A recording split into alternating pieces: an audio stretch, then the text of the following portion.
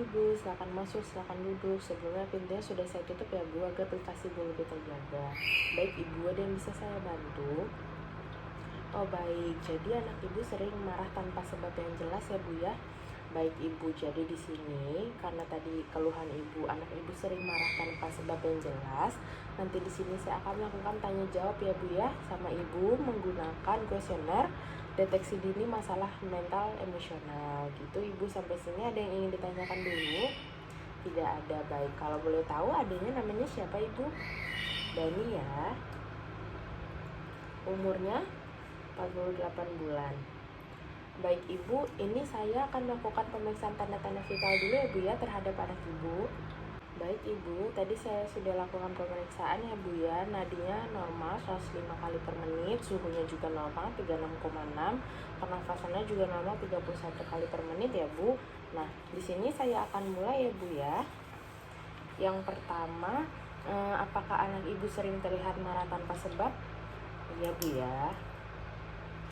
Kemudian, apakah anak Ibu itu tampak menghindar dari teman-temannya atau anggota keluarga? Misalnya, pengennya tuh sendiri terus, menyendiri, atau merasa sedih sepanjang waktu? Tidak.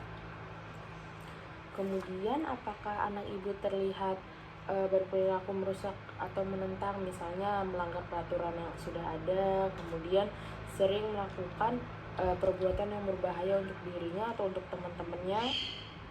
Tidak. Apakah anak Ibu tidak peduli dengan nasihat yang sudah diberikan kepada anak Ibu? Tidak juga. Baik, apakah anak Ibu memperlihatkan adanya perasaan ketakutan atau kecemasan yang berlebihan? Tidak ya Bu ya.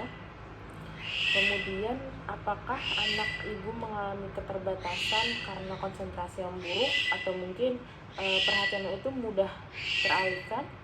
Tidak. Apakah anak Ibu menunjukkan perilaku yang kebingungan atau kesulitan dalam berkomunikasi? Tidak.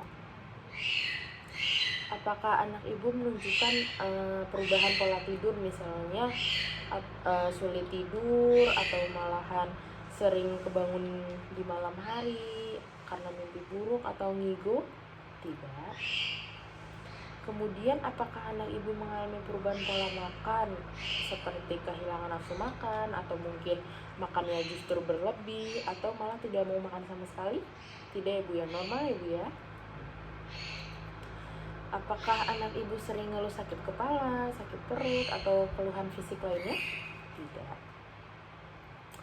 Apakah anak Ibu sering ngeluh putus asa? Ya. Apakah anak Ibu menunjukkan adanya kemunduran perilaku, misalnya ngompol lagi atau menghisap jempol atau nggak mau berpisah sama orang tuanya? Tidak ya. Kemudian yang terakhir, apakah anak Ibu melakukan perbuatan yang dilakukan berulang-ulang tanpa alasan yang jelas? Tidak ya Bu.